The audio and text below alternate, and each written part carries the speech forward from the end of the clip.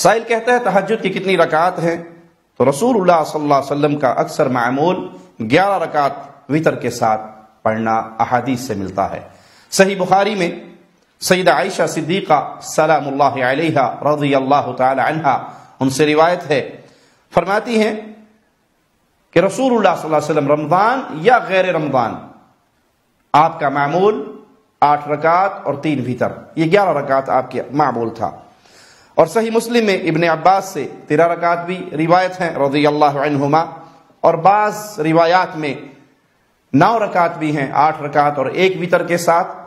تو یہ اللہ کے نبی صلی اللہ علیہ وسلم کا معمول تھا جس پر بھی آپ عمل کر سکیں۔ اللہ ان محنتوں کو قبول فرمائے۔ صحیح بخاری حدیث نمبر 473 عبداللہ ابن عمر سے روایت ہے کہ رسول اللہ صلی اللہ علیہ وسلم خطبہ ارشاد فرما رہے تو ایک سائل آ کر سوال کرتا ہے کیف صلاۃ اللیل، رات کی نماز کیسے ہے؟ تو آپ نے فرمایا مثنا مثنا، 2 رکعت کر کے، 2 رکعت کر کے۔ اب جتنا آپ پڑھنا چاہیں، جتنی آپ کو توفیق ہو، جتنی آپ کو ہمت ہو، 2 رکعت پڑھیں۔